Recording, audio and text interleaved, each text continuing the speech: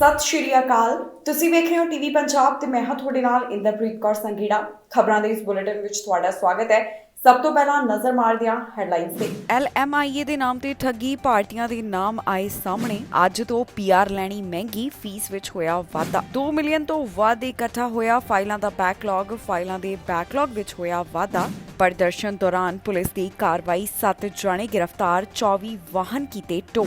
100 ਸਾਲ ਦੀ ਔਰਤ ਨੂੰ ਲੱਗੀ ਵਾਹਨ ਦੀ ਟੱਕਰ ਲੱਗਣ ਕਾਰਨ ਔਰਤ ਦੀ ਹੋਈ ਮੌਤ। LMIA ਦੇ ਨਾਮ ਉੱਪਰ ਧੋਖਾ ਕੀਤਾ ਜਾ ਰਿਹਾ ਸੀ। ਇਸ ਸੰਬੰਧ ਵਿੱਚ ਭਾਰਤੀ ਮੂਲ ਦੇ 2 ਜਾਣਿਆਂ ਦੇ ਨਾਮ ਸਾਹਮਣੇ ਆਏ ਨੇ। ਇਸ ਮਾਮਲੇ ਦੇ ਵਿੱਚ ਕਾਰਵਾਈ ਕੀਤੀ ਜਾ ਰਹੀ ਹੈ, ਜਿੱਥੇ ਦੱਸਿਆ ਜਾ ਰਿਹਾ ਹੈ ਕਿ ਕਿਸ ਤਰ੍ਹਾਂ ਫੋਰਨ ਵਰਕਰਸ ਨੂੰ ਧੋਖੇ ਦਾ ਨਿਸ਼ਾਨਾ ਬਣਾਇਆ ਜਾ ਰਿਹਾ ਸੀ। ਹੁਣ ਤੱਕ ਬਾਰਡਰ ਸਰਵਿਸਿਜ਼ ਏਜੰਸੀ ਦੇ ਹੱਥ ਕਈ ਡਾਕੂਮੈਂਟਸ ਲੱਗ ਚੁੱਕੇ ਨੇ ਤੇ ਉਹਨਾਂ ਨੂੰ ਇਸ ਬਾਰੇ ਕਈ ਡਿਟੇਲਸ ਹਾਸਲ ਹੋ ਚੁੱਕੀਆਂ ਹਨ। ਬ੍ਰਿਟਿਸ਼ ਕੋਲੰਬੀਆ ਦੇ ਵਿੱਚ ਇਮੀਗ੍ਰੇਸ਼ਨ ਦੇ ਨਾਮ ਉੱਪਰ ਠੱਗੀ ਹੋ ਰਹੀ ਸੀ, ਜਿਸ ਬਾਰੇ ਹੁਣ ਜਾਣਕਾਰੀ ਸਾਹਮਣੇ ਆਈ ਹੈ। ਜਿਨ੍ਹਾਂ ਵੱਲੋਂ ਇਹ ਠੱਗੀ ਕੀਤੀ ਜਾ ਰਹੀ ਸੀ ਉਹ ਭਾਰਤੀ ਮੂਲ ਦੇ ਦੱਸੇ ਜਾ ਰਹੇ ਨੇ। ਦਰਅਸਲ ਬ੍ਰਿਟਿਸ਼ ਕੋਲੰਬੀਆ ਸਰਕਾਰ ਵੱਲੋਂ ਅਜਿਹੀਆਂ 3 ਕੰਪਨੀਆਂ ਬਾਰੇ ਦੱਸਿਆ ਗਿਆ ਜਿਹੜੀਆਂ ਇਮੀਗ੍ਰੇਸ਼ਨ ਦੇ ਨਾਮ ਤੇ ਲੋਕਾਂ ਤੋਂ ਪੈਸੇ ਠੱਗ ਰਹੀਆਂ ਸਨ। ਇਹਨਾਂ ਵੱਲੋਂ ਨੌਕਰੀਆਂ ਦੇ ਉਹ ਡਾਕੂਮੈਂਟ ਦਿੱਤੇ ਜਾ ਰਹੇ ਸਨ ਜਿਹੜੀਆਂ ਅਸਲ ਵਿੱਚ ਹੈ ਹੀ ਨਹੀਂ। ਇਹ ਏਜੰਸੀ ਐਪਸਫੋਰਡ ਅਤੇ ਸਰੀ ਨਾਲ ਸੰਬੰਧਿਤ ਦੱਸੀਆਂ ਗਈਆਂ, ਜਿਨ੍ਹਾਂ ਨੂੰ ਪੇ ਰੋਲ ਸਾਈਕਲਿੰਗ ਸਕੀਮ ਵਿੱਚ ਐਂਗੇਜਡ ਪਾਇਆ ਗਿਆ। ਇਹਨਾਂ ਵੱਲੋਂ ਝੂਠੀਆਂ ਨੌਕਰੀਆਂ ਦੇ ਰਿਕਾਰਡ ਬਣਾਏ ਗਏ। ਇਸ ਤੋਂ ਇਲਾਵਾ ਇਹਨਾਂ ਦੀ ਹੀ ਚੈੱਕ ਵੀ ਉਹਨਾਂ ਵੱਲੋਂ ਜਾਰੀ ਕੀਤੇ ਜਾ ਰਹੇ ਸਨ। ਇਹ ਸਭ ਕੁਝ ਉਹਨਾਂ ਵੱਲੋਂ ਫੋਰਨ ਵਰਕਰਸ ਨਾਲ ਕੀਤਾ ਜਾ ਰਿਹਾ ਸੀ। ਲਾਸੂਟ ਵੱਲੋਂ ਜਾਣਕਾਰੀ ਸਾਂਝੀ ਕਰਦਿਆਂ ਕਿਹਾ ਗਿਆ ਕਿ ਇਹ ਪ੍ਰਾਪਰਟੀਜ਼ ਦੇ ਮਾਲਕ ਵਿਪਨ ਦੱਤਾ, ਉਹਨਾਂ ਦੀ ਪਤਨੀ ਰਿਤੂ, ਕੰਸਲਟੈਂਟ ਕੁਲਦੀਪ ਕੌਰ ਅਤੇ ਉਹਨਾਂ ਦੇ ਪਤੀ ਹਰਨੇਕ ਸਿੰਘ ਪੰਨੂ ਸਨ। ਜਾਣਕਾਰੀ ਮੁਤਾਬਕ ਕੈਨੇਡਾ ਬਾਰਡਰ ਸਰਵਿਸਿਜ਼ ਏਜੰਸੀ ਵੱਲੋਂ 2020 ਦੌਰਾਨ ਪ੍ਰਾਪਰਟੀਜ਼ ਉੱਪਰ ਪੜਤਾਲ ਕੀਤੀ ਗਈ। ਜਦੋਂ ਇਸ ਮਾਮਲੇ ਦੀ ਪੜਤਾਲ ਕੀਤੀ ਜਾ ਰਹੀ ਸੀ ਤਾਂ ਦੱਤਾ ਵੱਲੋਂ ਫੋਨ ਅਤੇ ਮੈਸੇजेस ਦਾ ਕੋਈ ਵੀ ਜਵਾਬ ਨਹੀਂ ਦਿੱਤਾ ਜਾ ਰਿਹਾ ਸੀ। ਸਰਕਾਰ ਦਾ ਕਹਿਣਾ ਹੈ ਕਿ ਇਸ ਸਭ ਪਿੱਛੇ ਦੱਤਾ ਅਤੇ ਉਹਨਾਂ ਦੀ ਪਤਨੀ ਦਾ ਹੀ ਦਿਮਾਗ ਸੀ, ਜਿਨ੍ਹਾਂ ਵੱਲੋਂ ਏਜੰਸੀਜ਼ ਚਲਾਈਆਂ ਜਾ ਰਹੀਆਂ ਸਨ। ਇਸ ਬਾਰੇ ਹੁਣ ਬਾਰਡਰ ਸਰਵਿਸਿਜ਼ ਏਜੰਸੀ ਵੱਲੋਂ ਦੱਸਿਆ ਗਿਆ ਕਿ ਦੱਤਾ ਅਤੇ ਉਹਨਾਂ ਦੀ ਪਤਨੀ ਝੂਠੇ ਲੇਬਰ ਮਾਰਕੀਟ ਇੰਪੈਕਟ ਅਸੈਸਮੈਂਟ ਦਿੰਦੇ ਸਨ, ਜਿਸ ਤੋਂ ਬਾਅਦ ਫੋਰਨ ਵਰਕਰਸ ਨਾਲ ਧੋਖਾ ਕੀਤਾ ਜਾਂਦਾ ਸੀ। ਇਹਨਾਂ ਨੂੰ ਪੇਰੋਲ ਸਾਈਕਲਿੰਗ ਸਕੀਮਸ ਵਿੱਚ ਵੀ ਇਨਵੋਲਵ ਪਾਇਆ ਗਿਆ। CBSE ਮੁਤਾਬਕ 5 ਫਰਵਰੀ 2020 ਦੌਰਾਨ ਦੱਤਾ ਦੇ ਘਰ ਉੱਪਰ ਛਾਪਾ ਮਾਰਿਆ ਗਿਆ, ਜਿੱਥੇ ਉਹਨਾਂ ਨੂੰ ਕਈ ਡਾਕੂਮੈਂਟਸ ਬਰਾਮਦ ਹੋਏ, ਜਿਸ ਵਿੱਚ ਲੈਜਰ ਵੀ ਸ਼ਾਮਿਲ ਸਨ। ਫਿਰ ਬਾਅਦ ਵਿੱਚ ਬਾਹਰ ਖੜੇ ਵਾਹਨ ਵਿੱਚੋਂ ਦੱਤਾ ਨੂੰ ਗ੍ਰਿਫਤਾਰ ਕੀਤਾ ਗਿਆ, ਜਿੱਥੇ ਉਹਨਾਂ ਨੂੰ ਹੋਰ ਵੀ ਕਈ ਰਿਕਾਰਡ ਮਿਲੇ। ਜਦੋਂ ਐਪਸਫੋਰਡ ਦੇ ਘਰ ਵਿੱਚ ਛਾਪਾ ਮਾਰਿਆ ਗਿਆ ਤਾਂ ਇੱਥੋਂ ਵੀ ਪੁਲਿਸ ਦੇ ਹੱਥ ਕਈ ਡਾਕੂਮੈਂਟਸ ਲੱਗੇ। ਇਸ ਮਾਮਲੇ ਦੇ ਸੰਬੰਧ ਵਿੱਚ ਦੱਤਾ ਦੀ ਪਤਨੀ ਨੂੰ ਵੀ ਗ੍ਰਿਫਤਾਰ ਕੀਤਾ ਗਿਆ। ਹੁਣ ਇਸ ਮਾਮਲੇ ਦੀ ਵਧੇਰੇ ਜਾਂਚ ਕੀਤੀ ਜਾ ਰਹੀ ਹੈ। ਕੈਨੇਡਾ ਵਿੱਚ ਅੱਜ ਤੋਂ PR ਲੈਣੀ ਮਹਿੰਗੀ ਹੋਣ ਜਾ ਰਹੀ ਹੈ, ਜਿੱਥੇ ਫੀਸਾਂ ਵਿੱਚ ਜਿਹੜਾ ਵਾਅਦਾ ਕੀਤਾ ਗਿਆ ਅੱਜ ਤੋਂ ਲਾਗੂ ਹੋ ਜਾਏਗਾ। ਦੱਸ ਦਈਏ ਕਿ ਇਮੀਗ੍ਰੇਸ਼ਨ ਵਿਭਾਗ ਵੱਲੋਂ ਇਹ ਜਾਣਕਾਰੀ ਸਾਂਝੀ ਕਰਦਿਆਂ ਦੱਸ ਦਿੱਤਾ ਗਿਆ ਸੀ ਕਿ PR ਫੀਸਾਂ ਵਿੱਚ ਉਹਨਾਂ ਵੱਲੋਂ ਵਾਅਦਾ ਕੀਤਾ ਜਾ ਰਿਹਾ ਹੈ, ਜਿਹੜਾ ਅੱਜ ਤੋਂ ਲਾਗੂ ਹੋ ਜਾਵੇਗਾ। ਇਸ ਬਾਰੇ ਹੋਰ ਕੀ ਹੈ ਡਿਟੇਲ ਤੁਹਾਨੂੰ ਦੱਸਾਂਗੇ ਇਸ ਖਬਰ ਵਿੱਚ। ਕੈਨੇਡਾ ਵਿੱਚ PR ਹਾਸਲ ਕਰਨ ਵਾਲਿਆਂ ਦੇ ਲਈ ਹੁਣ ਅੱਜ ਤੋਂ ਵੱਡਾ ਬਦਲਾਅ ਹੋਣ ਜਾ ਰਿਹਾ ਹੈ, ਜਿੱਥੇ PR ਹਾਸਲ ਕਰਨੀ ਪਹਿਲਾਂ ਦੇ ਮੁਕਾਬਲੇ ਅੱਜ ਤੋਂ ਮਹਿੰਗੀ ਹੋਣ ਜਾ ਰਹੀ ਹੈ। ਜੀ ਹਾਂ, 5 ਅਪ੍ਰੈਲ ਨੂੰ immigration, refugees and citizenship Canada ਵੱਲੋਂ ਐਲਾਨ ਕਰਦਿਆਂ ਦੱਸਿਆ ਗਿਆ ਕਿ ਵੱਖ-ਵੱਖ ਕੈਟੇਗਰੀਜ਼ ਵਾਸਤੇ ਉਹਨਾਂ ਵੱਲੋਂ ਫੀਸਾਂ ਵਿੱਚ ਵਾਧਾ ਕੀਤਾ ਜਾ ਰਿਹਾ ਹੈ। ਉਹਨਾਂ ਦੱਸਿਆ ਸੀ ਕਿ PR ਅਰਜ਼ੀਆਂ, ਜਿਸ ਵਿੱਚ ਇਕਨੋਮਿਕ, ਪਰਮਨੈਂਟ ਹੋਲਡਰ, ਫੈਮਿਲੀ ਅਤੇ ਹਿਊਮੈਨਿਟੇਰੀਅਨ ਕਲਾਸਿਸ ਨੂੰ ਸ਼ਾਮਿਲ ਕੀਤਾ ਗਿਆ, ਇਹ ਹਾਸਲ ਕਰਨ ਲਈ ਹੁਣ ਪਹਿਲਾਂ ਤੋਂ ਜ਼ਿਆਦਾ ਪੈਸੇ ਦੇਣੇ ਹੋਣਗੇ। ਇਹ ਬਦਲਾਅ ਕੈਨੇਡਾ ਵਿੱਚ ਅੱਜ ਤੋਂ ਲਾਗੂ ਹੋਣ ਜਾ ਰਹੇ ਹਨ। ਦੱਸ ਦਈਏ ਕਿ ਪਹਿਲਾਂ ਪ੍ਰਿੰਸੀਪਲ ਐਪਲੀਕੈਂਟਸ ਵਾਸਤੇ PR ਦੀ ਫੀਸ $500 ਸੀ, ਜਿਸ ਨੂੰ ਹੁਣ ਵਧਾ ਕੇ $515 ਕਰ ਦਿੱਤਾ ਗਿਆ। ਇਹ $515 ਫੀਸ ਅੱਜ ਤੋਂ ਹੀ ਲਾਗੂ ਹੋਣ ਜਾ ਰਹੀ ਹੈ। ਇਸ ਤੋਂ ਬਾਅਦ federal high skilled provincial nominee programme ਅਤੇ Quebec skilled workers Atlantic immigration class and most economic pilots ਵਾਸਤੇ ਫੀਸ ਵਿੱਚ ਵਾਧਾ ਕਰਦਿਆਂ ਇਸ ਨੂੰ $850 ਕਰ ਦਿੱਤਾ ਗਿਆ। ਸਪਾਊਸਸ ਅਤੇ ਕਾਮਨ ਲਾਅ ਪਾਰਟਨਰਸ ਨੂੰ $850 ਹੁਣ ਅਦਾ ਕਰਨੇ ਹੋਣਗੇ। ਡਿਪੈਂਡੈਂਟ ਚਾਈਲਡ ਵਾਸਤੇ ਫੀਸ ਨੂੰ $230 ਕਰ ਦਿੱਤਾ ਗਿਆ। ਜਿਹੜੇ ਕੇਅਰ ਗਿਵਰ ਪ੍ਰੋਗਰਾਮ ਅਤੇ ਕੇਅਰ ਗਿਵਰ ਪਾਇਲਟ ਅਧੀਨ ਹਨ, ਉਹਨਾਂ ਨੂੰ $570 ਦੇਣੇ ਹੋਣਗੇ। ਇਸ ਤੋਂ ਇਲਾਵਾ ਜਾਣਕਾਰੀ ਲਈ ਦੱਸ ਦਈਏ ਕਿ ਇਮੀਗ੍ਰੇਸ਼ਨ ਵਿਭਾਗ ਵੱਲੋਂ ਅੱਜ ਫਾਈਲਾਂ ਦੇ ਬੈਕਲੌਗ ਬਾਰੇ ਵੀ ਤਾਜ਼ਾ ਜਾਣਕਾਰੀ ਸਾਂਝੀ ਕੀਤੀ ਗਈ, ਜਿੱਥੇ ਉਹਨਾਂ ਵੱਲੋਂ ਦੱਸਿਆ ਗਿਆ ਹੈ ਕਿ 2 ਮਿਲੀਅਨ ਤੋਂ ਵੱਧ ਫਾਈਲਾਂ ਦਾ ਬੈਕਲੌਗ ਇਕੱਠਾ ਹੋ ਚੁੱਕਾ ਹੈ। ਪਹਿਲਾਂ ਦੇ ਮੁਕਾਬਲੇ ਇਸ ਦੌਰਾਨ ਗਿਣਤੀ ਵੱਧ ਹੋਈ ਹੈ। ਵਿਭਾਗ ਵੱਲੋਂ ਲਗਾਤਾਰ ਕੋਸ਼ਿਸ਼ ਕੀਤੀ ਜਾ ਰਹੀ ਹੈ ਕਿ ਫਾਈਲਾਂ ਉੱਪਰ ਜਲਦ ਫੈਸਲਾ ਸੁਣਾਇਆ ਜਾਵੇ। ਇਸ ਬਾਰੇ ਸਮੇਂ-ਸਮੇਂ ਤੇ ਇਮੀਗ੍ਰੇਸ਼ਨ ਵਿਭਾਗ ਵੱਲੋਂ ਜਾਣਕਾਰੀ ਸਾਂਝੀ ਕਰਦਿਆਂ ਦੱਸਿਆ ਗਿਆ ਕਿ ਉਹਨਾਂ ਵੱਲੋਂ ਕਿਹੜੇ ਕਦਮ ਚੁੱਕੇ ਜਾ ਰਹੇ ਨੇ। ਬਾਵਜੂਦ ਇਸ ਦੇ ਫਾਈਲਾਂ ਦਾ ਬੈਕਲੌਗ ਹੁਣ ਵਧਦਾ ਹੀ ਜਾ ਰਿਹਾ ਹੈ। ਲੰਬੇ ਸਮੇਂ ਤੋਂ ਲੋਕ ਫਾਈਲਾਂ ਉੱਪਰ ਫੈਸਲੇ ਦਾ ਇੰਤਜ਼ਾਰ ਕਰ ਰਹੇ ਨੇ, ਪਰ ਹੁਣ ਉਹਨਾਂ ਨੂੰ ਹੋਰ ਵੀ ਉਡੀਕ ਕਰਨੀ ਪੈ ਸਕਦੀ ਹੈ। ਇਮੀਗ੍ਰੇਸ਼ਨ ਵਿਭਾਗ ਵੱਲੋਂ ਤਾਜ਼ਾ ਜਾਣਕਾਰੀ ਸਾਂਝੀ ਕਰਦਿਆਂ ਦੱਸਿਆ ਗਿਆ ਕਿ ਫਾਈਲਾਂ ਦਾ ਬੈਕਲੌਗ 2 ਮਿਲੀਅਨ ਤੋਂ ਵੱਧ ਹੋ ਚੁੱਕਿਆ ਹੈ।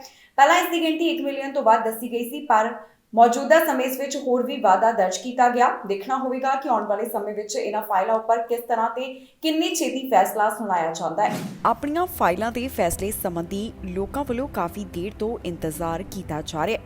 ਬਹੁਤੀਆਂ ਫਾਈਲਾਂ ਦੇ ਉੱਪਰ ਅਜੇ ਤੱਕ ਫੈਸਲਾ ਨਹੀਂ ਆਇਆ। ਫਾਈਲਾਂ ਦੀ ਪ੍ਰੋਸੈਸਿੰਗ ਵਿੱਚ ਜਿਹੜਾ ਜ਼ਿਆਦਾ ਸਮਾਂ ਲੱਗ ਰਿਹਾ ਹੈ, ਉਸ ਪਿੱਛੇ ਕਾਰਨ ਹੈ ਫਾਈਲਾਂ ਦਾ ਜਮ੍ਹਾਂ ਹੋਇਆ ਬੈਕਲੌਗ। ਪਰ ਇਹ ਬੈਕਲੌਗ ਘੱਟ ਹੋਣ ਦਾ ਨਾਮ ਨਹੀਂ ਲੈ ਰਿਹਾ। ਤਾਜ਼ਾ ਜਾਣਕਾਰੀ ਵਿੱਚ ਪਤਾ ਚੱਲਿਆ ਹੈ ਕਿ ਫਾਈਲਾਂ ਦਾ ਬੈਕਲੌਗ ਹੁਣ ਹੋਰ ਵੀ ਜ਼ਿਆਦਾ ਵੱਧ ਚੁੱਕਿਆ ਹੈ।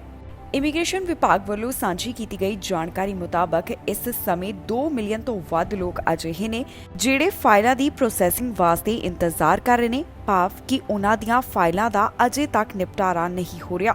ਦੱਸਿਆ ਗਿਆ ਹੈ ਕਿ ਟੈਂਪਰੇਰੀ ਅਤੇ ਪੀਆਰ ਬੈਕਲੌਗ ਦੋਨਾਂ ਵਿੱਚ ਹੀ ਪਹਿਲਾਂ ਦੇ ਮੁਕਾਬਲੇ ਵਾਧਾ ਹੋ ਗਿਆ। ਸਿਟੀਜ਼ਨ ਬੈਕਲੌਗ ਪਹਿਲਾਂ ਦੇ ਮੁਕਾਬਲੇ ਘੱਟ ਹੋਇਆ। ਅਪ੍ਰੈਲ ਵਾਸਤੇ ਇਸ ਦੀ ਗਿਣਤੀ 4 ਲੱਖ ਦੇ ਕਰੀਬ ਦੱਸੀ ਗਈ, ਜੋ ਕਿ ਮਾਰਚ ਵਿੱਚ 4,53,000 ਸੀ।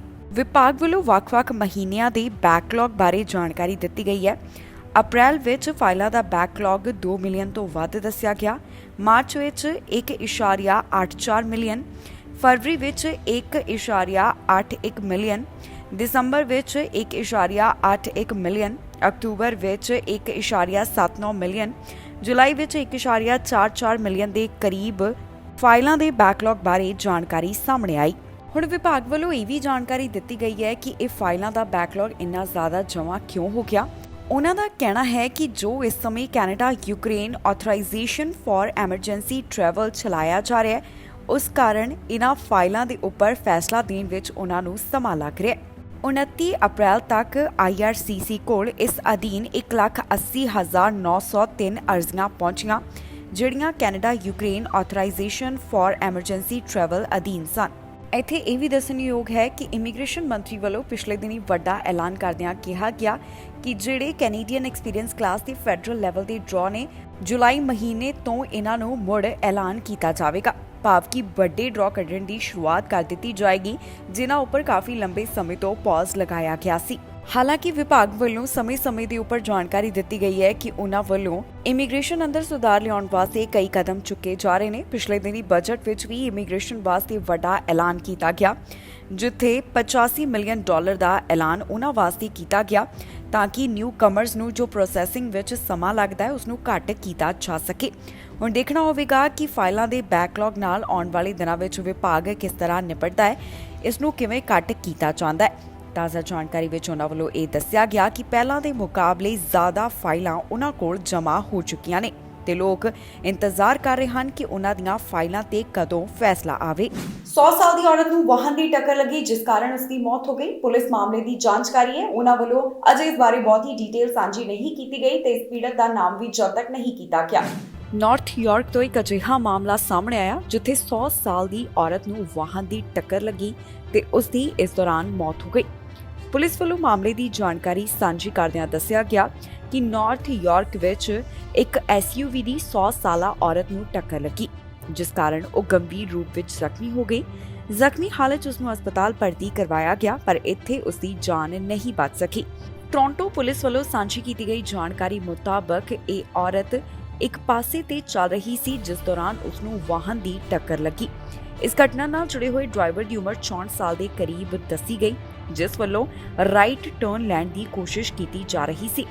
ਉਹ ਮੌਕੇ ਵਾਲੀ ਥਾਂ ਦੇ ਉੱਪਰ ਹੀ ਮੌਜੂਦ ਸੀ। ਇਸ ਬਾਰੇ ਵੀ ਪੁਲਿਸ ਨੇ ਦੱਸਿਆ। ਹੁਣ ਪੁਲਿਸ ਇਸ ਸਾਰੇ ਮਾਮਲੇ ਦੀ ਜਾਂਚ ਕਰ ਰਹੀ ਹੈ ਤੇ ਉਹਨਾਂ ਵੱਲੋਂ ਕਿਹਾ ਗਿਆ ਕਿ ਜੇਕਰ ਕਿਸੇ ਨੂੰ ਵੀ ਇਸ ਬਾਰੇ ਕੋਈ ਜਾਣਕਾਰੀ ਹੋਵੇ ਤਾਂ ਉਹਨਾਂ ਨਾਲ ਜ਼ਰੂਰ ਸੰਪਰਕ ਕਰਨ। ਪੁਲਿਸ ਨਾਲ 4168081900 ਜਾਂ ਫਿਰ ਕ੍ਰਾਈਮ ਸਟਾਪਰਸ ਨਾਲ 4162228477 ਤੇ ਕਾਲ ਕਰਕੇ ਜਾਣਕਾਰੀ ਸਾਂਝੀ ਕੀਤੀ ਜਾ ਸਕਦੀ ਹੈ। ਆਟਵਾ ਵਿੱਚ ਇਸ ਸਮੇਂ ਜਿਹੜਾ ਪ੍ਰਦਰਸ਼ਨ ਹੋ ਰਿਹਾ ਹੈ, ਇਸ ਸੰਬੰਧ ਵਿੱਚ ਪੁਲਿਸ ਨੇ ਕਾਰਵਾਈ ਕੀਤੀ। ਕਾਰਵਾਈ ਕਰਦਿਆਂ ਉਹਨਾਂ ਨੇ 7 ਜਣਿਆਂ ਨੂੰ ਗ੍ਰਿਫਤਾਰ ਕੀਤਾ ਤੇ 24 ਵਾਹਨ ਟੋ ਕੀਤੇ ਗਏ।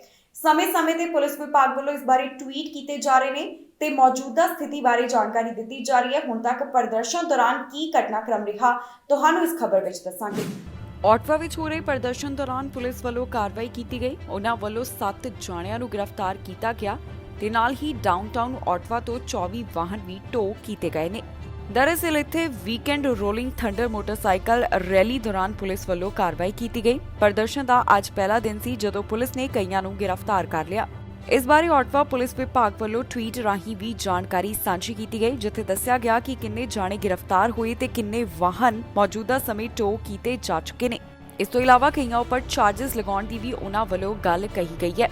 ਇਸ ਤੋਂ ਇਲਾਵਾ ਟਵੀਟ ਰਾਹੀਂ ਪੁਲਿਸ ਨੇ ਇਹ ਵੀ ਜਾਣਕਾਰੀ ਸਪਸ਼ਟ ਕੀਤੀ ਕਿ ਮੌਕੇ ਵਾਲੀ ਥਾਂ ਦੇ ਉੱਪਰ ਕੋਈ ਵੀ ਜ਼ਖਮੀ ਨਹੀਂ ਹੋਇਆ ਤੇ ਪੁਲਿਸ ਇਸ ਪੂਰੇ ਘਟਨਾਕ੍ਰਮ ਉੱਪਰ ਲਗਾਤਾਰ ਆਪਣੀਆਂ ਨਜ਼ਰਾਂ ਬਣਾ ਕੇ ਬੈਠੀ ਹੋਈ ਹੈ ਤੇ ਉਹਨਾਂ ਨੇ ਇੱਥੇ ਪੂਰਾ ਕੰਟਰੋਲ ਕਰ ਲਿਆ ਹੈ।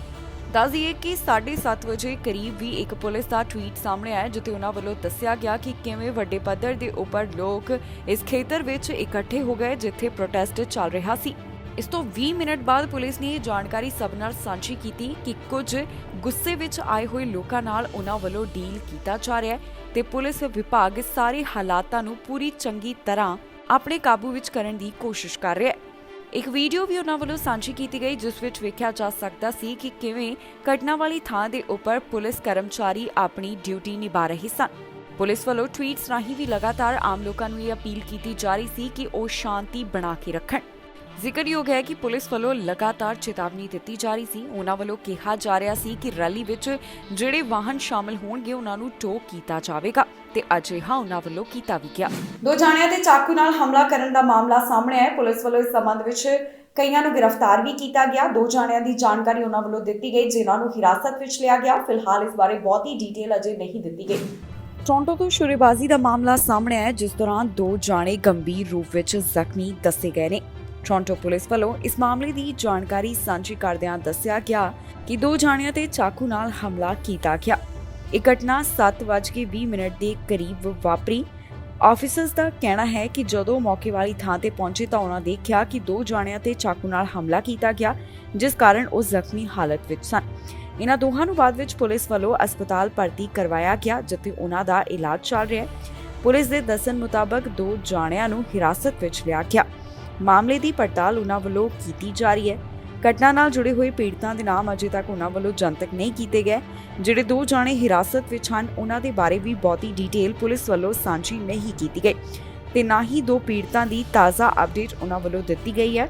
ਫਿਲਹਾਲ ਪੁਲਿਸ ਦਾ ਕਹਿਣਾ ਹੈ ਕਿ ਜੇਕਰ ਕਿਸੇ ਨੂੰ ਵੀ ਇਸ ਮਾਮਲੇ ਬਾਰੇ ਕੋਈ ਜਾਣਕਾਰੀ ਹੋਵੇ ਤਾਂ ਉਹਨਾਂ ਨਾਲ ਜ਼ਰੂਰ ਸੰਪਰਕ ਕਰਨ ਤੇ ਉਹਨਾਂ ਨਾਲ ਸਾਰੀ ਜਾਣਕਾਰੀ ਸਾਂਝੀ ਕੀਤੀ ਜਾ ਸਕਦੀ ਹੈ। ਘਰ ਨੂੰ ਅੱਗ ਲੱਗਣ ਦਾ ਮਾਮਲਾ ਸਾਹਮਣੇ ਆਇਆ, ਜਿਸ ਵਿੱਚੋਂ 3 ਜਾਣਿਆਂ ਨੂੰ ਸੁਰੱਖਿਅਤ ਬਾਹਰ ਕੱਢ ਲਿਆ ਗਿਆ। ਦੱਸਿਆ ਜਾ ਰਿਹਾ ਹੈ ਕਿ ਇੱਥੇ ਘਰ ਨੂੰ ਅੱਗ ਕਿਵੇਂ ਲੱਗੀ ਇਹ ਅਜੇ ਤੱਕ ਸਪਸ਼ਟ ਨਹੀਂ ਹੋ ਸਕਿਆ, ਪਰ 3 ਜਾਣਿਆਂ ਦੀ ਜਾਨ ਬਚਾਈ ਜਾ ਸਕੀ ਹੈ ਤੇ ਕਿਸੇ ਨੂੰ ਵੀ ਕੋਈ ਸੱਟਾਂ ਨਹੀਂ ਆਈਆਂ। ਟੋਰਾਂਟੋ ਤੋਂ ਇੱਕ ਘਰ ਨੂੰ ਅੱਗ ਲੱਗਣ ਦਾ ਮਾਮਲਾ ਸਾਹਮਣੇ ਹੈ, ਜਿਸ ਤੋਂ ਬਾਅਦ ਫਾਇਰ ਕ੍ਰਿਊਜ਼ ਵੱਲੋਂ 3 ਲੋਕਾਂ ਨੂੰ ਇੱਥੋਂ ਸੁਰੱਖਿਅਤ ਬਾਹਰ ਕੱਢਿਆ ਗਿਆ। ਦਰਅਸਲ ਇੱਥੇ ਘਰ ਦੀ ਛੱਤ ਨੂੰ ਅੱਗ ਲੱਗ ਗਈ ਸੀ, ਜਿਸ ਤੋਂ ਬਾਅਦ ਇੱਥੇ ਟੋਰਾਂਟੋ ਫਾਇਰ ਕ੍ਰਿਊਜ਼ ਵੱਲੋਂ ਕਾਰਵਾਈ ਕਰਦਿਆਂ 3 ਲੋਕਾਂ ਨੂੰ ਬਚਾਇਆ ਗਿਆ। ਦੱਸਣ ਮੁਤਾਬਕ ਇਹ ਮਾਮਲਾ 8:30 ਵਜੇ ਦੇ ਕਰੀਬ ਸਾਹਮਣੇ ਆਇਆ।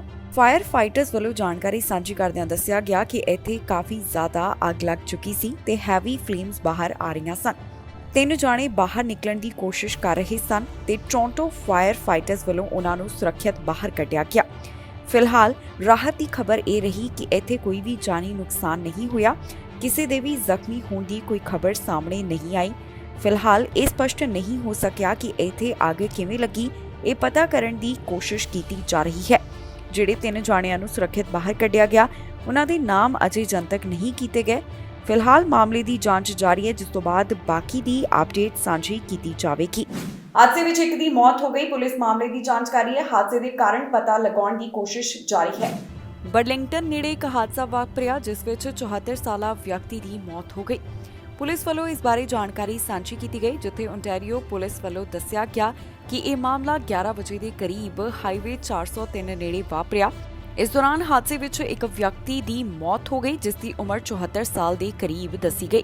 ਫਿਲਹਾਲ ਇਸ ਦੀ ਪਹਿਚਾਣ ਪੁਲਿਸ ਵੱਲੋਂ ਅਜੇ ਜਨਤਕ ਨਹੀਂ ਕੀਤੀ ਗਈ। ਦੱਸਿਆ ਜਾ ਰਿਹਾ ਹੈ ਕਿ ਹਾਦਸੇ ਦੌਰਾਨ ਵਾਹਨ ਰੋਲ ਓਵਰ ਹੋ ਗਿਆ ਤੇ ਪੀੜਤ ਵਿਅਕਤੀ ਘਟਨਾ ਵਾਲੀ ਥਾਂ ਦੇ ਉੱਪਰ ਪੁਲਿਸ ਅਫਸਰਾਂ ਨੂੰ ਮ੍ਰਿਤਕ ਮਿਲਿਆ। ਪੁਲਿਸ ਵੱਲੋਂ ਇਸ ਮਾਮਲੇ ਦੀ ਪੜਤਾਲ ਕੀਤੀ ਜਾ ਰਹੀ ਹੈ। ਇਨਵੈਸਟੀਗੇਟਰਸ ਵੱਲੋਂ ਵੀ ਇਸ ਬਾਰੇ ਜਾਣਕਾਰੀ ਦਿੱਤੀ ਗਈ। ਉਹਨਾਂ ਵੱਲੋਂ ਇਹ ਪਤਾ ਲਗਾਉਣ ਦੀ ਕੋਸ਼ਿਸ਼ ਕੀਤੀ ਜਾ ਰਹੀ ਹੈ ਕਿ ਇਹ ਹਾਦਸਾ ਇੱਥੇ ਕਿਵੇਂ ਵਾਪਰਿਆ। ਜਿਸ ਦੌਰਾਨ ਇੱਥੇ ਜਾਂਚ ਕੀਤੀ ਗਈ ਤਾਂ ਘਟਨਾ ਵਾਲੀ ਥਾਂ ਨੂੰ ਕੁਝ ਸਮੇਂ ਲਈ ਬੰਦ ਰੱਖਿਆ ਗਿਆ। ਫਿਲਹਾਲ ਇਸ ਬਾਰੇ ਬਹੁਤੀ ਡਿਟੇਲ ਅਜੇ ਪੁਲਿਸ ਵੱਲੋਂ ਸਾਂਝੀ ਨਹੀਂ ਕੀਤੀ ਗਈ। ਉਹਨਾਂ ਵੱਲੋਂ ਇਸ ਸਾਰੇ ਮਾਮਲੇ ਦੀ ਜਾਂਚ ਪੜਤਾਲ ਕੀਤੀ ਜਾ ਰਹੀ ਹੈ, ਜਿਸ ਤੋਂ ਬਾਅਦ ਉਹਨਾਂ ਵੱਲੋਂ ਬਾਕੀ ਦੀ ਅਪਡੇਟ ਸਭ ਨਾਲ ਸਾਂਝੀ ਕੀਤੀ ਜਾਵੇਗੀ। ਅਜੇ ਤੱਕ ਤਾਂ ਪੀੜਤ ਦਾ ਨਾਮ ਵੀ ਜਨਤਕ ਨਹੀਂ ਕੀਤਾ ਗਿਆ। ਯੂਕਰੇਨ ਦੇ ਰਾਸ਼ਟਰਪਤੀ ਦੀ ਪਤਨੀ ਵੱਲੋਂ ਉਹਨਾਂ ਦੀ ਖੂਬ ਤਾਰੀਫ ਕੀਤੀ ਗਈ। ਉਹਨਾਂ ਦਾ ਕਹਿਣਾ ਹੈ ਕਿ ਅਸਲੀ ਜਿਹੜਾ ਉਹਨਾਂ ਦਾ ਚਿਹਰਾ ਸੀ, ਜਿਸ ਤਰ੍ਹਾਂ ਉਹਨਾਂ ਵੱਲੋਂ ਮੁਸੀਬਤ ਦਾ ਡਟ ਕੇ ਸਾਹਮਣਾ ਕੀਤਾ ਜਾ ਰਿਹਾ ਹੈ, ਇਹ ਦੁਨੀਆ ਦੇ ਸਾਹਮਣੇ ਆ ਚੁੱਕਿਆ ਹੈ। ਜਦੋਂ ਦੀ ਜੰਗ ਲੱਗੀ ਹੋਈ ਹੈ, ਉਹ ਆਪਣੇ ਪਤੀ ਨੂੰ ਨਹੀਂ ਮਿਲ ਸਕੇ, ਪਰ ਉਹਨਾਂ ਨੂੰ ਟੀਵੀ ਅਤੇ ਵੀਡੀਓ ਸੰਦੇਸ਼ ਰਾਹੀਂ ਉਹ ਦੇਖ ਰਹੇ ਹਨ। ਯੂਕਰੇਨ ਦੇ ਰਾਸ਼ਟਰਪਤੀ ਦੀ ਪਤਨੀ ਵੱਲੋਂ ਆਪਣੇ ਪਤੀ ਬਾਰੇ ਇੱਕ ਵੱਡਾ ਬਿਆਨ ਦਿੱਤਾ ਗਿਆ। ਉਹਨਾਂ ਕਿਹਾ ਕਿ ਰੂਸ ਵੱਲੋਂ ਜਿਹੜਾ ਯੂਕਰੇਨ ਤੇ ਹਮਲਾ ਕੀਤਾ ਗਿਆ, ਇਸ ਨੇ ਉਹਨਾਂ ਦੇ ਪਤੀ ਨੂੰ ਬਿਲਕੁਲ ਵੀ ਨਹੀਂ ਬਦਲਿਆ, ਬਲਕਿ ਦੁਨੀਆ ਦੇ ਸਾਹਮਣੇ ਉਹਨਾਂ ਦੀ ਸੱਚਾਈ ਲਿਆਂਦੀ ਹੈ। ਰਾਸ਼ਟਰਪਤੀ ਦੀ ਪਤਨੀ ਦੱਸਦੀ ਹੈ ਕਿ ਉਹ ਇੱਕ ਚੰਗੇ ਇਨਸਾਨ ਨੇ ਤੇ ਜਿਸ ਤਰ੍ਹਾਂ ਉਹਨਾਂ ਵੱਲੋਂ ਜੰਗ ਵਿੱਚ ਮੁਸ਼ਕਿਲਾਂ ਦਾ ਸਾਹਮਣਾ ਕੀਤਾ ਜਾ ਰਿਹਾ ਹੈ, ਉਸ ਨਾਲ ਸਾਰੇ ਉਹਨਾਂ ਨੂੰ ਜਾਣ ਪਾ ਰਹੇ ਹਨ। ਰਾਸ਼ਟਰਪਤੀ ਦੀ ਪਤਨੀ ਵੱਲੋਂ ਦੱਸਿਆ ਗਿਆ ਕਿ ਜਦੋਂ ਤੋਂ ਜੰਗ ਲੱਗੀ ਹੋਈ ਹੈ, ਉਸ ਵੇਲੇ ਤੋਂ ਹੀ ਉਹਨਾਂ ਨੇ ਆਪਣੇ ਪਤੀ ਨੂੰ ਨਹੀਂ ਦੇਖਿਆ। ਜਿਸ ਦਿਨ ਭਾਵ ਕਿ 24 ਅਪ੍ਰੈਲ ਨੂੰ ਰੂਸ ਵੱਲੋਂ ਯੂਕਰੇਨ ਤੇ ਹਮਲਾ ਕੀਤਾ ਗਿਆ, ਉਸੇ ਦਿਨ ਹੀ ਉਹ ਤਿਆਰ ਹੋ ਗਏ ਤੇ ਉਹਨਾਂ ਨੇ ਕਿਹਾ ਕਿ ਸਭ ਸ਼ੁਰੂ ਹੋ ਚੁੱਕਿਆ ਹੈ ਤੇ ਉਹਨਾਂ ਨੇ ਆਪਣੇ ਦਫ਼ਤਰ ਵੱਲ ਚਾਲੇ ਪਾ ਲਏ। ਪਤਨੀ ਦਾ ਕਹਿਣਾ ਹੈ ਕਿ ਉਸ ਵੇਲੇ ਤੋਂ ਹੁਣ ਤੱਕ ਉਹ ਆਪਣੇ ਪਤੀ ਨੂੰ ਸਿਰਫ ਟੈਲੀਵਿਜ਼ਨ ਜਾਂ ਫਿਰ ਕੁਝ ਵੀਡੀਓਜ਼ ਦੇ ਰਾਹੀਂ ਹੀ ਦੇਖ ਰਹੀ ਹੈ। ਹੁਣ ਰਾਸ਼ਟਰਪਤੀ ਦੀ ਪਤਨੀ ਵੱਲੋਂ ਉਹਨਾਂ ਦੀ ਬਹੁਤ ਤਾਰੀਫ ਕੀਤੀ ਗਈ ਹੈ। ਜ਼ਿਕਰਯੋਗ ਹੈ ਕਿ 24 ਫਰਵਰੀ ਤੋਂ ਹੀ ਯੂਕਰੇਨ ਅਤੇ ਰਸ਼ੀਆ ਵਿਚਕਾਰ ਜੰਗ ਲੱਗੀ ਹੋਈ ਹੈ, ਜੋ ਅਜੇ ਵੀ ਖਤਮ ਨਹੀਂ ਹੋਈ। ਰੂਸ ਖਿਲਾਫ ਵੱਖ-ਵੱਖ ਦੇਸ਼ ਸਖਤੀਆਂ ਲਾਗੂ ਕਰਦੇ ਦਿਖਾਈ ਦੇ ਰਹੇ ਨੇ, ਬਾਵਜੂਦ ਇਸਦੇ ਰਸ਼ੀਆ ਅਜੇ ਜੰਗ ਖਤਮ ਕਰਨ ਦਾ ਨਾਮ ਨਹੀਂ ਲੈ ਰਿਹਾ। ਕਈ ਮਿਲੀਅਨ ਲੋਕਾਂ ਨੂੰ ਯੂਕਰੇਨ ਤੋਂ ਰੂਸ ਵਿੱਚ ਇਵੈਕੂਏਟ ਕੀਤਾ ਗਿਆ। ਇਸ ਦੀ ਜਾਣਕਾਰੀ ਰਸ਼ੀਆ ਦੇ ਮੰਤਰੀ ਵੱਲੋਂ ਸਾਂਝੀ ਕੀਤੀ ਗਈ। ਯੂਐਨ ਵੱਲੋਂ ਦੱਸਿਆ ਗਿਆ ਕਿ ਜਦੋਂ ਤੋਂ ਜੰਗ ਲੱਗੀ ਹੋਈ ਹੈ, ਉਦੋਂ ਤੋਂ ਹੀ ਵੱਡੀ ਪੱਧਰ ਤੇ ਲੋਕ ਯੂਕਰੇਨ ਛੱਡ ਚੁੱਕੇ ਨੇ। ਰੂਸ ਦੇ ਮੰਤਰੀ ਵੱਲੋਂ ਯੂਕਰੇਨ ਤੋਂ ਰਸ਼ੀਆ ਆਏ ਵਿਅਕਤੀਆਂ ਬਾਰੇ ਜਾਣਕਾਰੀ ਸਾਂਝੀ ਕੀਤੀ ਗਈ। ਰਸ਼ੀਆ ਦੇ ਮੰਤਰੀ ਵੱਲੋਂ ਦੱਸਿਆ ਗਿਆ ਕਿ ਜਦੋਂ ਦੀ ਜੰਗ ਲੱਗੀ ਹੋਈ ਹੈ, ਉਦੋਂ ਤੋਂ ਹੀ ਯੂਕਰੇਨ ਤੋਂ 1 ਮਿਲੀਅਨ ਤੋਂ ਵੱਧ ਰਸ਼ੀਆ ਵਿੱਚ ਇਵੈਕੂਏਟ ਕੀਤੇ ਗਏ ਹਨ। ਜਿਹੜੇ 1 ਮਿਲੀਅਨ ਤੋਂ ਵੱਧ ਲੋਕਾਂ ਦੀ ਜਾਣਕਾਰੀ ਉਹਨਾਂ ਵੱਲੋਂ ਸਾਂਝੀ ਕੀਤੀ ਗਈ। ਇਸ ਵਿੱਚ 1,20,000 ਦੇ ਕਰੀਬ ਫੋਰਨਰਜ਼ ਸ਼ਾਮਿਲ ਹਨ। ਇਸ ਤੋਂ ਇਲਾਵਾ ਯੂਨਾਈਟਿਡ ਨੇਸ਼ਨਸ ਵੱਲੋਂ ਜਿਹੜਾ ਅੰਕੜਾ ਪੇਸ਼ ਕੀਤਾ ਗਿਆ, ਉਸ ਮੁਤਾਬਕ ਜਦੋਂ ਤੋਂ ਜੰਗ ਲੱਗੀ ਹੋਈ ਹੈ, ਉਸ ਵੇਲੇ ਤੋਂ ਹੀ 5.4 ਮਿਲੀਅਨ ਤੋਂ ਵੱਧ ਲੋਕ ਹੁਣ ਤੱਕ ਯੂਕਰੇਨ ਛੱਡ ਚੁੱਕੇ ਨੇ। ਮਾਸਕੋ ਵੱਲੋਂ ਵੀ ਇੱਕ ਸਪੈਸ਼ਲ ਆਪਰੇਸ਼ਨ ਚਲਾਇਆ ਗਿਆ। ਇਸ ਤੋਂ ਇਲਾਵਾ ਇੱਕ ਹੋਰ ਜਾਣਕਾਰੀ ਸਾਹਮਣੇ ਆਈ, ਜਿਸ ਵਿੱਚ ਦੱਸਿਆ ਗਿਆ ਕਿ 2.8 ਮਿਲੀਅਨ ਤੋਂ ਵੱਧ ਲੋਕਾਂ ਨੂੰ ਯੂਕਰੇਨ ਛੱਡ ਕੇ ਰਸ਼ੀਆ ਆਉਣ ਵਾਸਤੇ ਕਿਹਾ ਗਿਆ। ਦੱਸਦੀਏ ਕਿ ਯੂਕਰੇਨ ਵੱਲੋਂ ਇਹ ਗੱਲ ਕਹੀ ਗਈ ਕਿ ਮਾਸਕੋ ਵੱਲੋਂ ਜ਼ਬਰਦਸਤੀ ਰੂਸ ਵਿੱਚ ਡਿਪੋਰਟ ਕੀਤਾ ਗਿਆ ਹੈ। ਦੱਸਦੀਏ ਕਿ 2 ਮਹੀਨੇ ਤੋਂ ਵੱਧ ਦਾ ਸਮਾਂ ਹੋ ਗਿਆ ਯੂਕਰੇਨ ਅਤੇ ਰਸ਼ੀਆ ਵਿਚਕਾਰ ਅਜੇ ਵੀ ਜੰਗ ਲੱਗੀ ਹੋਈ ਹੈ। ਰੂਸ ਖਿਲਾਫ ਵੱਖ-ਵੱਖ ਦੇਸ਼ ਲਗਾਤਾਰ ਪਾਬੰਦੀਆਂ ਲਗਾਉਂਦੇ ਦਿਖਾਈ ਦੇ ਰਹੇ ਨੇ ਤਾਂ ਕਿ ਆਰਥਿਕਤਾ ਦੇ ਪੱਖੋਂ ਰੂਸ ਨੂੰ ਕਮਜ਼ੋਰ ਕੀਤਾ ਜਾ ਸਕੇ ਤੇ ਉਹ ਜੰਗ ਰੋਕ ਦੇ, ਪਰ ਅਜਿਹਾ ਹੁੰਦਾ ਹੋਇਆ ਦਿਖਾਈ ਨਹੀਂ ਦੇ ਰਿਹਾ। 2 ਮਹੀਨੇ ਤੋਂ ਵੱਧ ਦੇ ਸਮੇਂ ਵਿੱਚ ਅਜੇ ਵੀ ਜੰਗ ਜਾਰੀ ਹੈ। ਅਮਰੀਕਾ ਦੇ ਲੀਡਰਾਂ ਨੂੰ ਕੋਰੋਨਾ ਵਾਇਰਸ ਦਾ ਡਰ ਨਹੀਂ ਹੈ, ਕਿਉਂਕਿ ਉਹਨਾਂ ਵੱਲੋਂ 2019 ਦੇ ਵਾਂਗ ਹੀ ਵੀਕਐਂਡ ਪਾਰਟੀਆਂ ਕੀਤੀਆਂ ਜਾ ਰਹੀਆਂ ਨੇ। ਪਿਛਲੇ ਦਿਨੀ ਖਬਰ ਸਾਹਮਣੇ ਆਈ ਕਿ ਅਮਰੀਕਾ ਦੇ ਵਾਈਸ ਪ੍ਰੈਜ਼ੀਡੈਂਟ ਕੋਰੋਨਾ ਵਾਇਰਸ ਦੀ ਲਪੇਟ ਵਿੱਚ ਆ ਗਏ। ਇਸ ਤੋਂ ਪਹਿਲਾਂ ਵੀ ਕਈ ਲੀਡਰਸ ਕੋਰੋਨਾ ਪੋਜ਼ਿਟਿਵ ਪਾਏ ਗਏ, ਪਰ ਇਸ ਦੇ ਬਾਵਜੂਦ ਵੱਡੇ ਪੱਧਰ ਤੇ ਇਵੈਂਟਸ ਕਰਵਾਏ ਜਾ ਰਹੇ ਨੇ। ਅਮਰੀਕਾ ਦੇ ਵੱਡੇ ਲੀਡਰਸ ਕੋਰੋਨਾ ਵਾਇਰਸ ਦੀ ਲਪੇਟ ਵਿੱਚ ਆ ਰਹੇ ਨੇ, ਪਰ ਫਿਰ ਵੀ ਪਾਰਟੀਆਂ ਦਾ ਸਿਲਸਿਲਾ ਨਹੀਂ ਰੁਕ ਰਿਹਾ। ਜੀ ਹਾਂ, ਅਮਰੀਕਾ ਵਿੱਚ ਵੱਧ ਰਹੇ ਕੋਰੋਨਾ ਵਾਇਰਸ ਦੇ ਮਾਮਲੇ ਅਤੇ ਇੱਕ ਪਾਸੇ ਲੀਡਰ ਕੋਰੋਨਾ ਵਾਇਰਸ ਦੀ ਲਪੇਟ ਵਿੱਚ ਆ ਰਹੇ ਨੇ। ਇਸ ਤੋਂ ਬਾਅਦ ਵੀ ਵੀਕਐਂਡ ਪਾਰਟੀਆਂ ਦਾ ਸਿਲਸਿਲਾ ਅਮਰੀਕਾ ਵਿੱਚ ਲਗਾਤਾਰ ਜਾਰੀ ਹੈ। ਇਹ ਪਾਰਟੀਆਂ ਇਸ ਤਰ੍ਹਾਂ ਕੀਤੀਆਂ ਜਾ ਰਹੀਆਂ ਨੇ ਜਿਵੇਂ 2019 ਦਾ ਮੌਕਾ ਹੋਵੇ, ਜਿੱਥੇ ਕੋਰੋਨਾ ਵਾਇਰਸ ਤੋਂ ਪਹਿਲਾਂ ਵੱਡੇ ਪੱਧਰ ਤੇ ਪਾਰਟੀਆਂ ਕੀਤੀਆਂ ਜਾ ਰਹੀਆਂ ਸਨ। ਦੱਸ ਦਈਏ ਕਿ 3 ਸਾਲਾਂ ਦੇ ਲੰਬੇ ਇੰਤਜ਼ਾਰ ਤੋਂ ਬਾਅਦ ਵਾਈਟ ਹਾਊਸ ਕੋਰੈਸਪੋਂਡੈਂਟਸ ਦਾ ਡਿਨਰ ਹੋਣ ਜਾ ਰਿਹਾ ਹੈ, ਜਿਸ ਵਿੱਚ 2000 ਤੋਂ ਵੱਧ ਸ਼ਾਮਿਲ ਹੋਣਗੇ। ਇਹਨਾਂ ਵਿੱਚ ਕਾਂਗਰਸ ਅਤੇ ਸਰਕਾਰ ਦੇ ਕਈ ਨੁਮਾਇੰਦੇ ਹਿੱਸਾ ਲੈਣ ਵਾਲੇ ਨੇ। ਇਸ ਤੋਂ ਇਲਾਵਾ ਬਾਲੀਵੁੱਡ ਦੇ ਕੁਝ ਵੱਡੇ ਚਿਹਰੇ ਵੀ ਇਸ ਵਿੱਚ ਸ਼ਮੂਲੀਅਤ ਕਰਨਗੇ। ਇਸ ਇਵੈਂਟ ਦਾ ਹਿੱਸਾ ਅਮਰੀਕਾ ਦੇ ਰਾਸ਼ਟਰਪਤੀ ਜੋ ਬਾਈਡਨ ਵੀ ਬਣਨਗੇ। ਜਾਣਕਾਰੀ ਮੁਤਾਬਕ ਇੱਥੇ ਸ਼ਾਮਿਲ ਹੋਣ ਵਾਲੇ ਅਟੈਂਡੀਜ਼ ਨੂੰ ਕਿਹਾ ਗਿਆ ਕਿ ਉਹ ਪ੍ਰੂਫ ਆਫ ਵੈਕਸੀਨੇਸ਼ਨ ਦਿਖਾਉਣ ਤੇ ਨਾਲ ਹੀ ਉਹਨਾਂ ਵੱਲੋਂ ਕਰੋਨਾ ਨੈਗੇਟਿਵ ਰਿਪੋਰਟ ਦਿਖਾਉਣੀ ਵੀ ਜ਼ਰੂਰੀ ਹੈ। ਫਿਲਹਾਲ ਇੱਥੇ ਮਾਸਕ ਦੀ ਕੋਈ ਵੀ ਸ਼ਰਤ ਨਹੀਂ ਰੱਖੀ ਗਈ ਤੇ ਨਾ ਹੀ ਸੋਸ਼ਲ ਡਿਸਟੈਂਸਿੰਗ ਦਾ ਖਿਆਲ ਰੱਖਣ ਵਾਸਤੇ ਕਿਹਾ ਗਿਆ।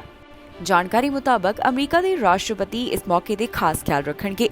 ਉਹ ਮਾਸਕ ਵੀ ਪਾਉਣਗੇ ਤੇ ਹੋਰ ਵੀ ਪ੍ਰੀਕਾਸ਼ਨਸ ਉਹਨਾਂ ਵੱਲੋਂ ਵਰਤੇ ਜਾਣਗੇ। ਜ਼ਿਕਰਯੋਗ ਹੈ ਕਿ ਅਮਰੀਕਾ ਵਿੱਚ ਲਗਾਤਾਰ ਕਰੋਨਾ ਵਾਇਰਸ ਦੇ ਮਾਮਲੇ ਪਹਿਲਾਂ ਦੇ ਮੁਕਾਬਲੇ ਵਧਦੇ ਹੋਏ ਦਿਖਾਈ ਦੇ ਰਹੇ ਨੇ।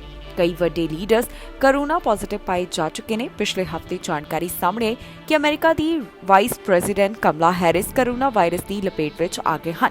ਇਸ ਦੀ ਜਾਣਕਾਰੀ ਖੁਦ ਉਹਨਾਂ ਵੱਲੋਂ ਸੋਸ਼ਲ ਮੀਡੀਆ ਪਲੇਟਫਾਰਮ ਦੇ ਉੱਪਰ ਸਾਂਝੀ ਕੀਤੀ ਗਈ ਸੀ। ਅਮਰੀਕਾ ਦੇ ਇੱਕ ਹਿੱਸੇ ਵਿੱਚ ਜਿਹੜਾ ਟੋਰਨੇਡੋ ਆਇਆ, ਇਸ ਕਾਰਨ 4 ਜਾਣੇ ਜ਼ਖਮੀ ਹੋ ਗਏ ਤੇ ਕਈ ਲੋਕਾਂ ਨੂੰ ਬਿਜਲੀ ਤੋਂ ਬਿਨਾਂ ਰਹਿਣਾ ਪੈ ਰਿਹਾ ਹੈ। 1000 ਤੋਂ ਵੱਧ ਕੰਜ਼ਿਊਮਰ ਬਿਜਲੀ ਕਾਰਨ ਪ੍ਰਭਾਵਿਤ ਹੋਏ ਨੇ, ਜਿਸ ਬਾਰੇ ਜਾਣਕਾਰੀ ਸਾਹਮਣੇ ਆ ਰਹੀ ਹੈ। ਅਮਰੀਕਾ ਦੇ ਇੱਕ ਹਿੱਸੇ ਵਿੱਚ ਜੋ ਇਸ ਸਮੇਂ ਤੂਫਾਨ ਆਇਆ ਹੋਇਆ, ਉਸ ਕਾਰਨ 4 ਜਾਣੇ ਜ਼ਖਮੀ ਹੋਏ ਤੇ ਹੋਰ ਵੀ ਕਾਫੀ ਨੁਕਸਾਨ ਬਾਰੇ ਜਾਣਕਾਰੀ ਸਾਹਮਣੇ ਆ ਰਹੀ ਹੈ। ਕੈਂਸਸ ਵਿੱਚ ਇਸ ਸਮੇਂ ਜੋ ਟੋਰਨੇਡੋ ਆਇਆ ਹੋਇਆ ਹੈ, ਉਸ ਬਾਰੇ ਆਫੀਸ਼ੀਅਲਸ ਵੱਲੋਂ ਜਾਣਕਾਰੀ ਸਾਂਝੀ ਕੀਤੀ ਗਈ। ਉਹਨਾਂ ਦਾ ਕਹਿਣਾ ਹੈ ਕਿ ਇੱਥੇ ਤੂਫਾਨ ਕਾਰਨ 4 ਜਾਣੇ ਜ਼ਖਮੀ ਹੋਏ ਹਨ। ਇਸ ਤੋਂ ਇਲਾਵਾ 1000 ਸਟਰਕਚਰ ਨੁਕਸਾਨੇ ਜਾਣ ਬਾਰੇ ਵੀ ਜਾਣਕਾਰੀ ਸਾਹਮਣੇ ਆਈ ਹੈ। ਡਿਪਟੀ ਫਾਇਰ ਚੀਫ ਵੱਲੋਂ ਜਾਣਕਾਰੀ ਸਾਂਝੀ ਕਰਦਿਆਂ ਕਿਹਾ ਗਿਆ ਕਿ ਹੁਣ ਤੱਕ 4 ਜ਼ਖਮੀ ਹੋਣ ਬਾਰੇ ਜਾਣਕਾਰੀ ਸਾਹਮਣੇ ਆਈ। ਇਹਨਾਂ 4 ਜਾਣਿਆਂ ਨੂੰ ਹਲਕੀਆਂ ਸੱਟਾਂ ਹੀ ਆਈਆਂ ਨੇ ਤੇ ਬਾਕੀ ਉਹਨਾਂ ਵੱਲੋਂ ਬਚਾਅ ਕਾਰਜ ਚਲਾਏ ਜਾ ਰਹੇ ਹਨ। ਇਹ ਚਾਰੋਂ ਜਾਣੇ ਜਿਹੜੇ ਜ਼ਖਮੀ ਹੋਏ ਉਹ ਅਡਲਟ ਦੱਸੇ ਗਏ। ਇਹਨਾਂ ਵਿੱਚੋਂ ਇੱਕ ਉਸ ਵੇਲੇ ਜ਼ਖਮੀ ਹੋਇਆ ਜਦੋਂ ਉਸ ਨੂੰ ਇਵੈਕੂਏਟ ਕਰਨ ਦੀ ਕੋਸ਼ਿਸ਼ ਕੀਤੀ ਜਾ ਰਹੀ ਸੀ। ਇਸ ਤੋਂ ਇਲਾਵਾ ਦੱਸਿਆ ਜਾ ਰਿਹਾ ਹੈ ਕਿ ਇੱਕ ਨੂੰ ਕੁਝ ਗੰਭੀਰ ਸੱਟਾਂ ਵੀ ਆਈਆਂ ਹੋਈਆਂ ਹਨ। ਦੱਸਿਆ ਜਾ ਰਿਹਾ ਹੈ ਕਿ ਐਂਡੋਵਰ ਦੇ ਆਸ-ਪਾਸ ਕਾਫੀ ਚੀਜ਼ਾਂ ਨੁਕਸਾਨੀਆਂ ਜਾ ਚੁੱਕੀਆਂ ਨੇ। ਇੱਥੇ ਕਈ ਇਮਾਰਤਾਂ ਨੂੰ ਭਾਰੀ ਨੁਕਸਾਨ ਪਹੁੰਚਿਆ। ਬਹੁਤੇ ਲੋਕ ਅਜਿਹੇ ਸਨ ਜਿਨ੍ਹਾਂ ਦੇ ਘਰ ਪੂਰੀ ਤਰ੍ਹਾਂ ਇੱਥੇ ਤਬਾਹ ਹੋ ਗਏ। ਹੁਣ ਇਸ ਹੋਏ ਨੁਕਸਾਨ ਬਾਰੇ ਅਥਾਰਟੀਜ਼ ਵੱਲੋਂ ਪੜਤਾਲ ਕੀਤੀ ਜਾ ਰਹੀ ਹੈ। ਜਿਸ ਥਾਂ ਉੱਪਰ ਇਸ ਵੇਲੇ ਇਸ ਤਰ੍ਹਾਂ ਦੇ ਹਾਲਾਤ ਬਣੇ ਹੋਏ ਨੇ, ਉੱਥੇ ਨੈਸ਼ਨਲ ਵੈਦਰ ਸਰਵਿਸਿਜ਼ ਮੌਜੂਦ ਹੈ ਤੇ ਉਹਨਾਂ ਵੱਲੋਂ ਕਾਰਜ ਕੀਤਾ ਜਾ ਰਿਹਾ ਹੈ। ਦੱਸ ਦਈਏ ਕਿ poweroutage.us ਮੁਤਾਬਕ 1000 ਤੋਂ ਵੱਧ ਅਜਿਹੇ ਗ੍ਰਾਹਕ ਹਨ ਜਿਨ੍ਹਾਂ ਨੂੰ ਬਿਨਾਂ ਬਿਜਲੀ ਦੇ ਰਹਿਣਾ ਪੈ ਰਿਹਾ ਹੈ। ਇਸ ਕਾਰਨ 1700 ਦੇ ਕਰੀਬ ਲੋਕ ਪ੍ਰਭਾਵਿਤ ਦੱਸੇ ਜਾ ਰਹੇ ਨੇ। ਅਮਰੀਕਾ ਤੋਂ ਇੱਕ ਅਜਿਹਾ ਮਾਮਲਾ ਸਾਹਮਣੇ ਆਇਆ ਜਿੱਥੇ ਅਧਿਆਪਕ ਵੱਲੋਂ ਬੱਚੇ ਦਾ ਗਲਾ ਘੁੱਟਣ ਦੀ ਕੋਸ਼ਿਸ਼ ਕੀਤੀ ਗਈ। ਪੁਲਿਸ ਵੱਲੋਂ ਅਧਿਆਪਕ ਨੂੰ ਗ੍ਰਿਫਤਾਰ ਕਰ ਲਿਆ ਗਿਆ। ਬੱਚਾ ਹੁਣ ਠੀਕ ਦੱਸਿਆ ਜਾ ਰਿਹਾ ਹੈ। ਨਿਊਯਾਰਕ ਤੋਂ ਇੱਕ ਅਜਿਹਾ ਮਾਮਲਾ ਸਾਹਮਣੇ ਆਇਆ ਜਿੱਥੇ ਇੱਕ ਅਧਿਆਪਕ ਵੱਲੋਂ 12 ਸਾਲ ਦੇ ਬੱਚੇ ਦਾ ਗਲਾ ਦਬਾਉਣ ਦੀ ਕੋਸ਼ਿਸ਼ ਕੀਤੀ ਗਈ। ਇਸ ਮਾਮਲੇ ਵਿੱਚ ਕਾਰਵਾਈ ਕਰਦਿਆਂ ਨਿਊਯਾਰਕ ਦੇ ਇਸ ਅਧਿਆਪਕ ਨੂੰ ਗ੍ਰਿਫਤਾਰ ਕਰ ਲਿਆ ਗਿਆ ਹੈ। ਇਸ ਅਧਿਆਪਕ ਦੀ ਪਹਿਚਾਣ ਚੈਸਟਰ ਦੇ ਤੌਰ ਉੱਪਰ ਦੱਸੀ ਗਈ, ਜਿਸ ਦੀ ਉਮਰ 45 ਸਾਲ ਦੇ ਕਰੀਬ ਹੈ। ਇਸ ਨੂੰ ਹੁਣ ਪੁਲਿਸ ਹਿਰਾਸਤ ਵਿੱਚ ਰੱਖਿਆ ਗਿਆ ਹੈ। ਨਿਊਯਾਰਕ ਸਿਟੀ ਪੁਲਿਸ ਡਿਪਾਰਟਮੈਂਟ ਦੇ ਦੱਸਣ ਮੁਤਾਬਕ ਇਸ ਉੱਪਰ ਕਈ ਚਾਰਜਸ ਲਗਾਏ ਜਾ ਚੁੱਕੇ ਨੇ। ਪੁਲਿਸ ਵੱਲੋਂ ਇਸ ਮਾਮਲੇ ਦੀ ਗੱਲਬਾਤ ਕਰਦਿਆਂ ਦੱਸਿਆ ਗਿਆ ਕਿ ਇਹ ਅਜੇ ਸਪਸ਼ਟ ਨਹੀਂ ਹੋ ਸਕਿਆ ਕਿ ਇੱਥੇ ਕੀ ਹੋਇਆ, ਪਰ ਇੱਕ ਬੱਚੇ ਨੂੰ 5 ਸੈਕਿੰਡ ਤੱਕ ਚੋਕ ਕਰਨ ਦੇ ਸੰਬੰਧ ਵਿੱਚ ਅਧਿਆਪਕ ਨੂੰ ਗ੍ਰਿਫਤਾਰ ਕੀਤਾ ਗਿਆ। ਦੱਸਿਆ ਗਿਆ ਕਿ ਬੱਚੇ ਨੂੰ ਹਸਪਤਾਲ ਵਿੱਚ ਭਰਤੀ ਕਰਵਾਇਆ ਗਿਆ, ਜਿੱਥੇ ਉਸ ਨੂੰ ਹੁਣ ਹਸਪਤਾਲ ਤੋਂ ਛੁੱਟੀ ਮਿਲ ਚੁੱਕੀ ਹੈ। ਇਸ ਬਾਰੇ ਡਿਪਾਰਟਮੈਂਟ ਆਫ ਐਜੂਕੇਸ਼ਨ ਦਾ ਕਹਿਣਾ ਹੈ ਕਿ ਉਹਨਾਂ ਨੇ ਇਸ ਮਾਮਲੇ ਦੀ ਜਾਂਚ ਆਰੰਭ ਕਰ ਦਿੱਤੀ ਹੈ ਤੇ ਉਹਨਾਂ ਵੱਲੋਂ ਮਾਮਲੇ ਦੀ ਪੂਰੀ ਤਹਿ ਤੱਕ ਜਾਇਆ ਜਾਵੇਗਾ। ਫਿਲਹਾਲ ਇਸ ਬਾਰੇ ਬਹੁਤੀ ਹੋਰ ਜਾਣਕਾਰੀ ਸਾਂਝੀ ਨਹੀਂ ਕੀਤੀ ਗਈ। ਪੁਲਿਸ ਵੱਲੋਂ ਅਜੇ ਤੱਕ ਉਸ ਬੱਚੇ ਦਾ ਨਾਮ ਵੀ ਜਨਤਕ ਨਹੀਂ ਕੀਤਾ ਗਿਆ ਜਿਸ ਨੂੰ ਅਧਿਆਪਕ ਵੱਲੋਂ ਚੋਕ ਕਰਨ ਦੀ ਕੋਸ਼ਿਸ਼ ਕੀਤੀ ਗਈ ਤੇ ਬਾਅਦ ਵਿੱਚ ਉਸ ਨੂੰ ਹਿਰਾਸਤ ਵਿੱਚ ਜਾਣਾ ਪਿਆ। ਫਿਲਹਾਲ ਮਾਮਲੇ ਦੀ ਪੜਤਾਲ ਜਾਰੀ ਹੈ। ਬਾਕੀ ਦੀ ਜਾਣਕਾਰੀ ਬਾਅਦ ਵਿੱਚ ਸਾਂਝੀ ਕੀਤੀ ਜਾਵੇਗੀ। ਇਸ ਖਬਰ ਵਿੱਚ ਜਾਣਕਾਰੀ ਤੁਹਾਡੇ ਨਾਲ ਸਾਂਝੀ ਕਰਾਂਗੇ ਕਿ ਕੈਨੇਡਾ ਦੇ ਕਿਹੜੇ ਹਿੱਸੇ ਤੋਂ ਕਿੰਨੇ ਕਰੋਨਾ ਵਾਇਰਸ ਦੇ ਮਾਮਲੇ ਸਾਹਮਣੇ ਆਏ, ਇੱਥੇ ਕਰੋਨਾ ਵਾਇਰਸ ਦੇ ਕੀ ਹਾਲਾਤ ਬਣੇ ਹੋਏ ਨੇ, ਤੁਹਾਨੂੰ ਦੱਸਾਂਗੇ ਇਸ ਖਬਰ ਵਿੱਚ। ontario ਦੇ ਹਸਪਤਾਲ ਵਿੱਚ 1000 ਤੋਂ ਵੱਧ ਮਰੀਜ਼ਾਂ ਦੀ ਗਿਣਤੀ ਹੈ ਜਿਨ੍ਹਾਂ ਦਾ ਕਰੋਨਾ ਵਾਇਰਸ ਕਾਰਨ ਇਲਾਜ ਚੱਲ ਰਿਹਾ ਹੈ। ਇੱਥੇ ਹਸਪਤਾਲ ਵਿੱਚ 1676 ਦੇ ਕਰੀਬ ਮਰੀਜ਼ ਦੱਸੇ ਗਏ ਜਿਨ੍ਹਾਂ ਨੂੰ ਕਰੋਨਾ ਵਾਇਰਸ ਕਾਰਨ ਭਰਤੀ ਕਰਵਾਇਆ ਗਿਆ। ਇੰਟੈਂਸਿਵ ਕੇਅਰ ਅਧੀਨ 188 ਦੀ ਗਿਣਤੀ ਸਾਹਮਣੇ ਆਈ ਹੈ। ਦੱਸ ਦਈਏ ਕਿ ਪਹਿਲਾਂ ਦੇ ਮੁਕਾਬਲੇ ਇਸ ਸੂਬੇ ਵਿੱਚ ਕਰੋਨਾ ਦੇ ਮਾਮਲੇ ਵੱਧ ਹੋਣ ਲੱਗੇ ਨੇ। 24 ਘੰਟਿਆਂ ਦੌਰਾਨ 2000 ਤੋਂ ਜ਼ਿਆਦਾ ਕੇਸਿਸ ਸਾਹਮਣੇ ਆਏ। ਬੀਤੇ 24 ਘੰਟਿਆਂ ਦੌਰਾਨ 2799 ਮਾਮਲਿਆਂ ਦੀ ਪੁਸ਼ਟੀ ਹੋਈ ਹੈ, ਜਿਸ ਤੋਂ ਬਾਅਦ ਕਰੋਨਾ ਮਾਮਲਿਆਂ ਦਾ ਕੁੱਲ ਅੰਕੜਾ 12 ਲੱਖ ਤੋਂ ਪਾਰ ਪਹੁੰਚ ਗਿਆ। ਦੱਸ ਦਈਏ ਕਿ ਪੈਂਡੈਮਿਕ ਦੀ ਸ਼ੁਰੂਆਤ ਤੋਂ ਲੈ ਕੇ ਹੁਣ ਤੱਕ 12,58,137 ਕੁੱਲ ਕਰੋਨਾ ਦੇ ਮਾਮਲੇ ਇੱਥੇ ਸਾਹਮਣੇ ਆ ਚੁੱਕੇ ਨੇ। ਟੈਸਟ ਪੋਜ਼ਿਟਿਵਿਟੀ ਰੇਟ ਸੂਬੇ ਵਿੱਚ 13.8% ਦਾ ਦੱਸਿਆ ਗਿਆ, ਜੋ ਕਿ ਪਹਿਲਾਂ 13.2% ਸੀ। ਬੀਤੇ 24 ਘੰਟਿਆਂ ਦੌਰਾਨ 13 ਲੋਕਾਂ ਨੇ ਇਸ ਵਾਇਰਸ ਕਾਰਨ ਦਮ ਤੋੜ ਦਿੱਤਾ, ਜਿਸ ਤੋਂ ਬਾਅਦ ਕੁੱਲ ਮੌਤਾਂ ਦਾ ਅੰਕੜਾ 12,825 ਉੱਪਰ ਪਹੁੰਚ ਗਿਆ।